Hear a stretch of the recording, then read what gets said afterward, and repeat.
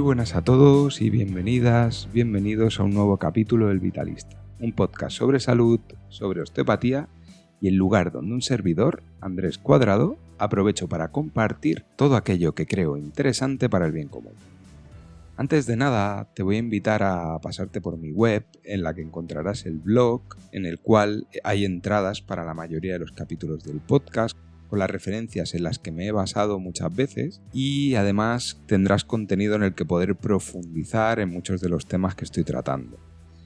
Nada más entrar en mi web verás que te aparece un formulario de ingreso en una newsletter, en la cual simplemente poniendo tu nombre y una dirección de correo, tendrás acceso o te llegará un mail 2 veces al mes con enlaces a las entradas del blog que haya subido, al capítulo del podcast que publico también cada 2 semanas y donde estoy compartiendo una serie de reflexiones que voy considerando interesantes.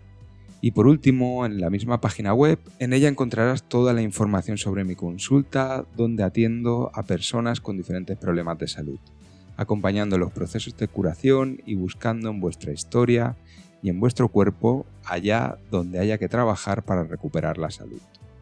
Así que si estás en Barcelona o alrededores, en Hospitalet de Llobregat hay un profesional que puede echarte un cable.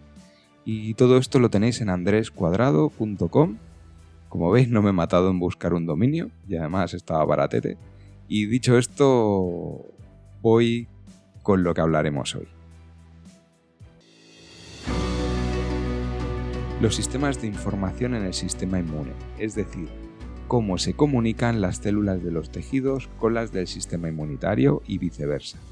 Hablaremos de citoquinas, de cómo pivota el sistema inmunitario según la información que reciben las células, de la inflamación de bajo grado y de los anticuerpos, de si es mejor entrar por la puerta principal o por la chimenea, que ya lo entenderéis, relaciones con el medio, la hiperhigiene y el por qué las células del sistema inmunitario atacan o no atacan a otras células. Un capítulo de lo más interesante y, por qué no decirlo, un poquito largo y espeso. A este nivel quería hacer un inciso y me vais a tener que perdonar, pero estos últimos capítulos y alguno que queda van a ser un poco pesadetes, es decir, son un poquito densos en cuanto a información. El caso es que cuando he estado preparando todos estos temas es porque quiero llegar a un sitio, y para llegar allí y para hacer cositas más livianas pero poder hablar con criterio, sí, o que sepáis que sé de lo que estoy hablando, he creído necesario establecer estas bases. Sí, tampoco es que esto sea muy denso, pero sí que he creído necesario poder establecer una serie de conocimiento al cual yo pueda referenciarme para tratar temas más livianos, ¿sí? Entonces espero que puedas entenderlo, y si ves que te aburren mucho o que algunos temas no llegas, decirte que siempre puedes preguntarme, pero que si ves que no pasa, pues más adelante vuelve dentro de un tiempo y te encontrarás temas menos técnicos y con más conclusiones que materia, ¿sí? Pero esto ya llegará. Entonces te animo a seguir aquí, darte las gracias y, si te parece, vamos allá con el capítulo.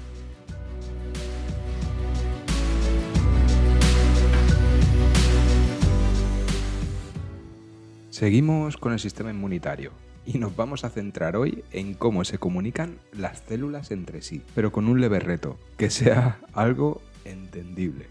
La comunicación entre las diferentes células del cuerpo es sumamente importante, porque los leucocitos, que son las células del sistema inmune, han de poder desplazarse por todo el cuerpo, han de saber a dónde ir y, sobre todo, han de saber a quién tienen que atacar y ante qué estructuras deben ser tolerantes. Esto último veréis que es muy importante. Vamos a hablar, por lo tanto, de 2 mecanismos diferentes. Por un lado, cómo se comunican las células entre sí, y por otro lado, cómo reconoce el sistema inmunitario a quién ha de tolerar y a quién no.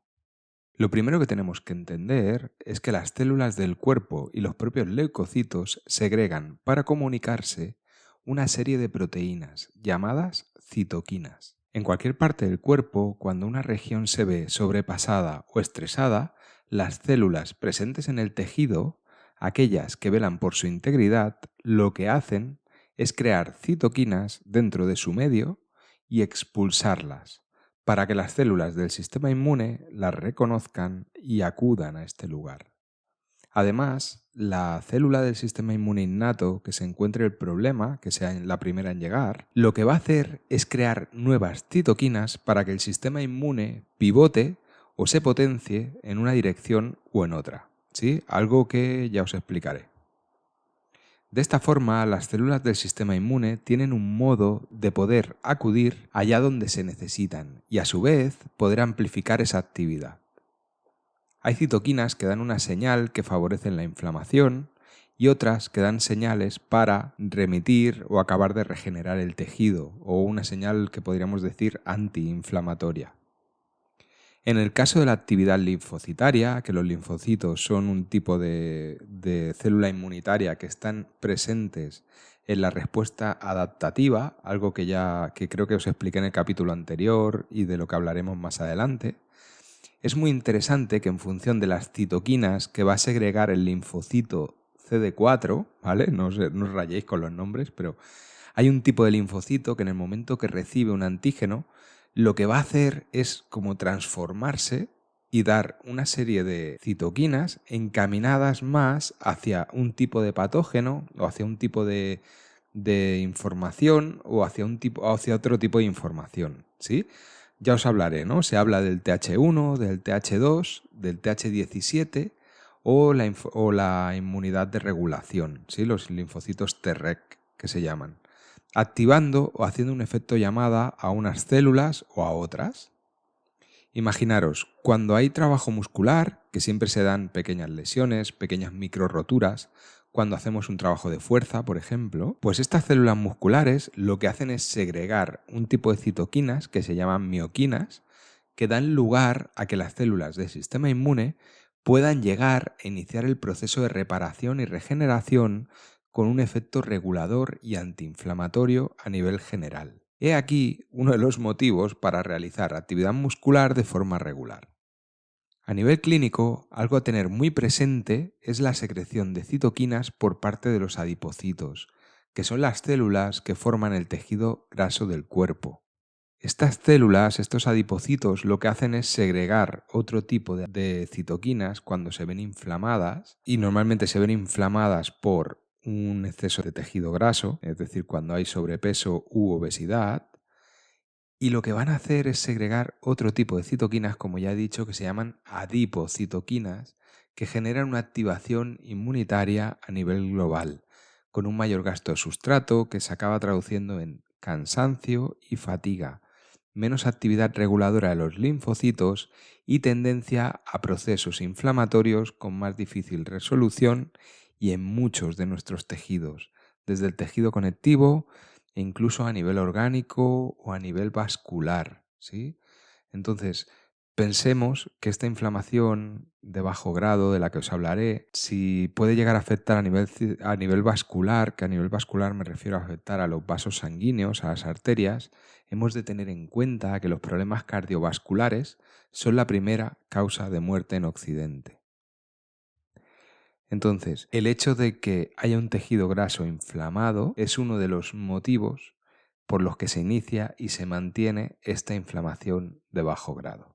Seguimos y vamos a hablar ahora de otro mecanismo de información que tiene el sistema inmunitario, que son los anticuerpos. Sí, algo de lo que seguramente todo el mundo ha oído hablar. Los anticuerpos o las inmunoglobulinas son proteínas que segregan los linfocitos B, que es otro tipo de linfocitos, y algunas células del cuerpo para detectar y marcar a los antígenos a los que apuntan. ¿Sí? Cuando os hablo de antígenos, me refiero a todos aquellos agentes o sustancias que son externos al cuerpo. Entonces, una forma de marcarlos y que otras células del sistema inmunitario los reconozcan como que son agentes externos y posiblemente peligrosos son los anticuerpos, ¿sí? o inmunoglobulinas.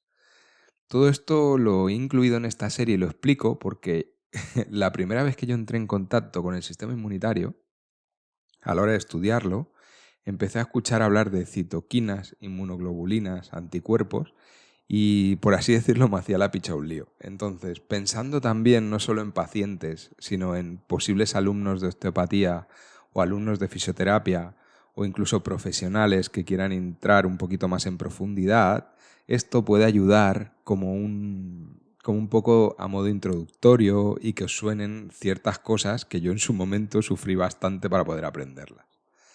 Entonces, los anticuerpos son muy interesantes a nivel biológico. Esto es debido a que una parte importante de ellos son específicos para cada tipo de patógeno, es decir, que son la expresión más avanzada que tenemos de adaptación al medio, ¿sí?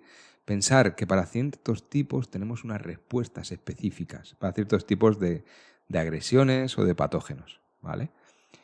El propio sistema inmunitario va aprendiendo a crear anticuerpos a medida que se va desarrollando, a medida que va entrando en contacto con los diferentes antígenos. Esto es brutal. Es algo súper interesante. Mirar, si un microorganismo entra en contacto con nuestro cuerpo, lo primero que se encuentra es la barrera mucosa, como ya os hablé. Si consigue pasar, va a encontrarse con el reconocimiento de las células del sistema inmune innato, posiblemente un neutrófilo o una célula presentadora de antígenos, ¿no? Estas células dendríticas que se llaman. Lo que puede pasar es que el microbio caiga ante este contacto con el sistema inmune innato, ¿sí? O que esta defensa inespecífica no sea suficiente. Si es un microorganismo conocido, lo que va a pasar es que la actividad de los linfocitos, que es esta tercera fase, va a buscar esos anticuerpos de memoria que tenemos de una infección anterior. Los va a replicar y lo que hará es neutralizar a ese microorganismo. Si el microorganismo es detectado por primera vez, se establece una defensa del cuerpo ante la infección con los síntomas clásicos como viene a ser la fiebre, el cansancio, la irritación de mucosas, ¿sí? O esa actividad inmune que nos deja hechos polvo y va a variar en función del tejido afectado también. Y poco a poco el sistema inmune va a buscar la solución dentro de las opciones que hemos ido adquiriendo a lo largo de nuestra evolución. Y estos son múltiples mecanismos que nos permiten sobreponernos a la gran mayoría de infecciones, de cambios en el medio con el que nos relacionamos. Múltiples agentes y lo más importante, es una forma natural que tenemos de sobrevivir. Existen infecciones y microorganismos que han asolado a la humanidad a lo largo de nuestra historia. Y esto se da cuando la infección o el problema es mayor que la capacidad de reacción que tiene el propio organismo. Esta situación, la de patologías que nos han asolado, se da en realmente pocas enfermedades. Son poquitas las enfermedades que nos han asolado y muy específicas.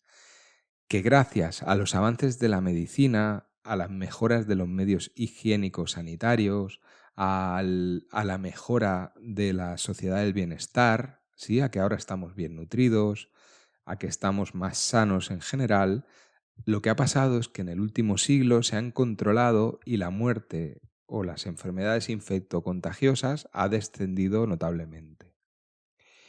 Y aquí llegan los peligros y donde veo que el ser humano ha tendido, ¿no? Con esta, no sé si decirlo prepotencia, pero con esta supremacía humana que tenemos, ha tendido a alejarse, a dejar de entender a la naturaleza, ¿no?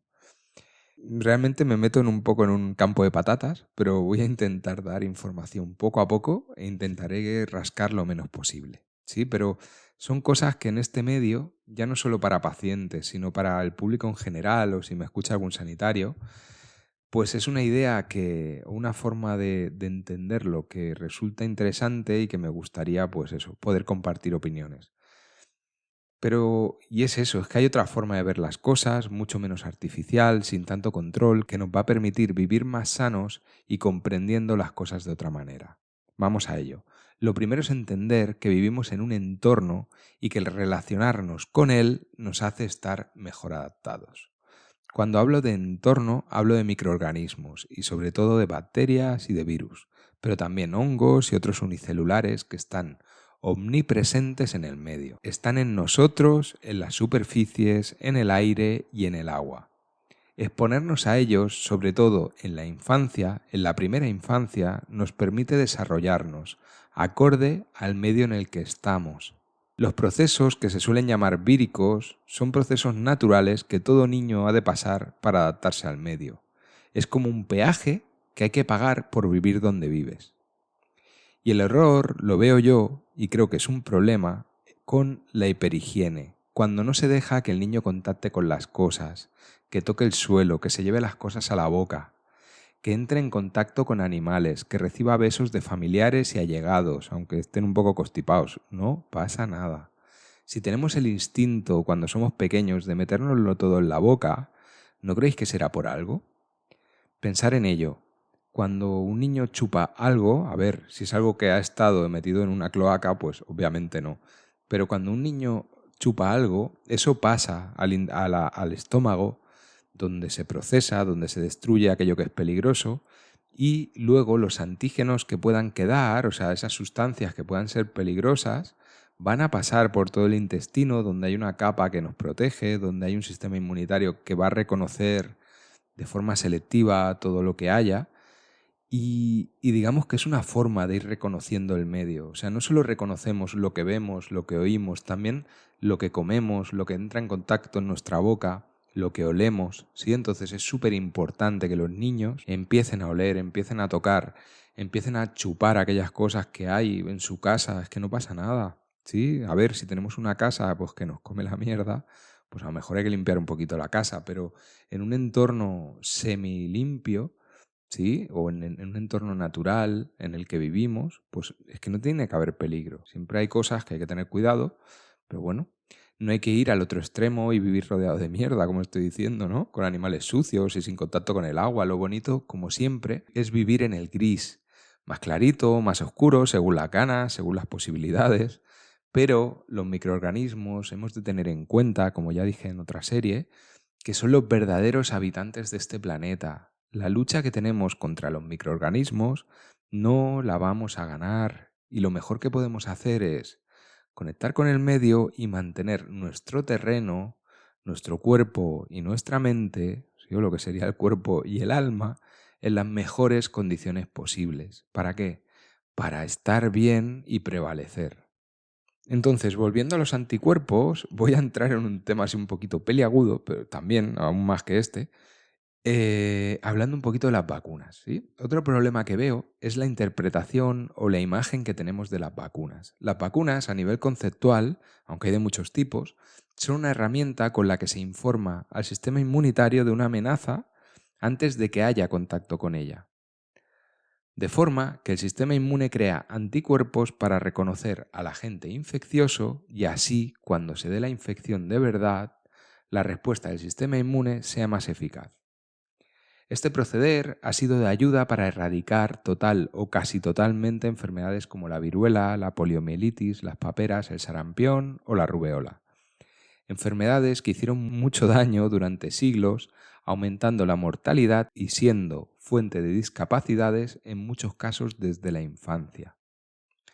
Por lo tanto, son una buena herramienta, uno de los grandes estandartes de la ciencia en el siglo XX y en parte el XXI. Pero no pensemos que podemos erradicar todas las enfermedades con ellas. Y creo que el uso a dar tiene que ser responsable. Hay mucha discordia en este tema y a nivel personal me he movido en entornos que se habla en contra de las vacunas y vivo y trabajo en un hospital donde es totalmente un entorno totalmente a favor y donde se vacuna masivamente a todo el mundo. Y siempre intento mantenerme en un punto neutro, porque no creo que sea todo malo y tampoco creo que sea todo bueno, ¿sí? Hay argumentos en ambos bandos que se tienen que valorar. Y hablo de bandos porque realmente hay mucha violencia cuando se habla con esto, ¿sí? Yo porque me escucha poca gente, pero si me escuchase más gente seguro que en este capítulo surgirían comentarios un poco más complejos, ¿no?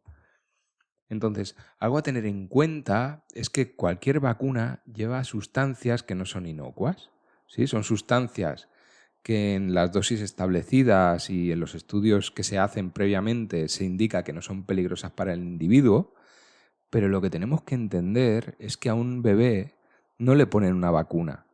A un bebé en el primer año de vida, es decir, antes de cumplir los 13 meses, le han caído 25 dosis de vacunas. En España, en el calendario vacunal, que lo he estado mirando hace un ratito, en 2023. ¿Sí?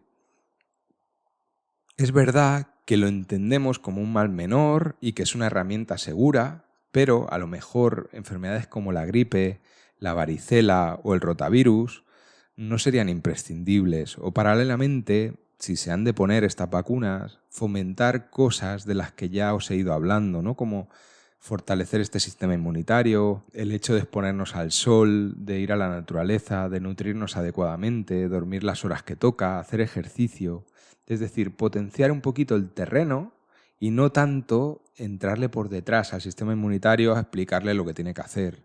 Entonces, lo que sí que es algo a tener en cuenta es que con una vacuna nos estamos saltando todo el proceso natural de infección y reconocimiento del antígeno y estamos acudiendo con un patógeno directamente a estimular un proceso inmune adaptativo, sin que haya reconocimiento por las mucosas ni por el sistema inmune innato. Es como entrar en una casa con un mensaje, pero por la chimenea.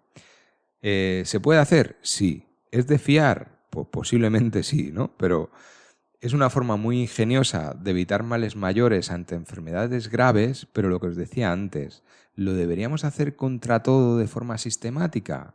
Ahí es donde quiero haceros pensar. Hay problemas que vale la pena pasarlos y seguir el proceso natural. Si tienes que estar una semana en cama por una gripe y que tu cuerpo se actualice, se limpie, pase un proceso febril, pues oye, hay que hacerlo. Que se tiene que vacunar a las personas mayores para que no lo pasen tan mal. No sé, yo sigo viendo altos índices de mortalidad por gripe todos los años. Entonces, no sé, ya digo que son temas complejos, ¿eh? Lo que es, como vengo diciendo, un motivo de discordia y tampoco quiero focalizarme en esto. Lo que quiero venir a decir es que las vacunas son útiles, pero hemos de asumir que hay problemas que van a estar ahí con nosotros y que aquello que no sea mortal ni un peligro grave para la sociedad no debería implementarse de forma sistémica ni anual. No creo que tenga sentido una vacunación anual para cierto tipo de enfermedades. Es demasiada dosis para el beneficio, creo yo. Y ya por no entrar en vacunas que son experimentales todavía, ¿no? Ya digo que es un tema muy complejo y con el que se alzan muchas voces y muy violentas y tampoco quiero entrar en estas cosas, ¿sí? Pero sí que es algo que, hostia, hablando del sistema inmunitario, pues quería comentar. El último tema del que quería hablaros es de los sistemas de histocompatibilidad y ahora entenderéis este palabra. Si hablamos de comunicación intercelular, ¿por qué atacan las células del sistema inmunitario a unas estructuras y a otras no? Pues si lo simplificamos mucho, tenemos que entender que en el ADN, en el manual de instrucciones que tienen nuestras células, que hemos heredado de nuestros padres, y pensar que nuestros padres no dejan de ser dos individuos funcionales que han llegado a la edad adulta, que se han sobrepuesto al medio y que han tenido la capacidad de procrear y sacar adelante a una nueva generación. Pues bien, en este manual, en esta herencia que hemos recibido, en este ADN, todos los mecanismos de regulación que necesitamos para sobrevivir están ahí de forma casi perfecta. Digo casi porque hay gente que se muere en edad infantil y bueno, pero en este manual está la capacidad de que las células del sistema inmune reconozcan los complejos que hay en las membranas de todas y cada una de nuestras células. Nuestras células de la tiroides, por ejemplo, en la superficie tienen una proteína o unas proteínas que hace que nuestro sistema inmune las reconozca y diga, a esta no me la cargo, ¿vale? Entonces, cuando el sistema inmunitario o estas células del sistema inmune son capaces de distinguir y no fallan, pues a las células de nuestro cuerpo las dejan en paz y en cambio a las células que son ajenas, pues las atacan, ¿sí? Y esto es lo que hace, por ejemplo, que las propias células del sistema inmune pues sean capaces de reconocer un alimento y no haga que el intestino se inflame para expulsarlo, aquello que sería una sensibilidad alimentaria o una intolerancia o incluso una alergia. Tanto este propio mecanismo intrínseco que depende del ADN, es decir, de lo que hemos heredado, como, aún más importante, el de aprender a leer estas instrucciones, el codificar mensajes y proteínas en una dirección u otra, un aprendizaje que hacemos a lo largo de la vida, lo que vendría a ser la epigenética, hace que, con el paso del tiempo, aprendamos a tolerar y no reaccionar a ciertos microorganismos o que sí reaccionemos a ellos. Entonces, en base a estas instrucciones de la genética, del ADN y de la epigenética, lo que va a hacer es que el sistema inmune, estas células, acaben funcionando y reconociendo o tolerando a los antígenos o las propias células, ¿no? Y esto es lo que se viene a llamar los complejos de histocompatibilidad. Algo muy complejo que he intentado explicar de forma simple, pero que realmente son muchas horas de estudio. Entonces, es muy importante entender, si hablamos de estos sistemas de histocompatibilidad, que en las patologías denominadas autoinmunes, en la base hay un error de las células del sistema inmunitario que lo que hacen es no reconocer bien a las propias células del cuerpo y atacarlas, ¿no? Por ejemplo, la enfermedad de Hashimoto no deja de ser que nuestras células acaban no reconociendo a nuestras células tiroideas, las atacan, hay daño inmunitario, ¿no? O la diabetes mellitus tipo 1, que es la que hay afectación pancreática, pues no deja de ser un problema autoinmunitario porque nuestro sistema inmune acaba atacando a estas células pancreáticas, ¿bien? Entonces hay teorías y hay gente que cada vez se está estudiando más, que lo que hace es buscar las causas por las cuales el sistema inmunitario empieza a errar. Y ahí a veces se asocia con ciertas infecciones virales, con ciertas disbiosis a nivel intestinal y sobre todo con una fatiga mantenida del sistema inmunitario. Algo en lo que quiero concluir en esta serie cuando hable de cómo cuidar nuestro sistema inmunitario y algo que os prometo que algún día llegará. De todas formas, quedémonos con esta idea. Las células del sistema inmune escanean a cada organismo o sustancia con la que entran en contacto y de ese contacto activan total o parcialmente al sistema inmunitario. O si no, pueden hacer lo que suelen hacer es quedarse calladitas y ser tolerantes. Esto es una actividad constante de control y vigilancia ante todo lo que interactúa con nosotros. Por lo tanto, una idea que os dejo es que regular el sistema inmune es no darle actividad constantemente. Para ello, una de las cosas que podemos hacer es comer menos veces al día, porque cada vez que comemos generamos actividad inmunitaria. Entonces, démosle tiempo de descanso, inflamarnos, pero con actividades para las que el cuerpo está preparado, como por ejemplo el ejercicio físico, una inflamación que hacemos voluntariamente y que lo que nos aporta es un beneficio, ¿vale? Y poco más, hasta aquí hemos llegado. Entonces me despido y como siempre, si te ha gustado, compártelo. Si no te ha gustado, pues compártelo también para fastidiar a más gente. Y poquito más, darte las gracias por estar ahí. Un placer y hasta siempre.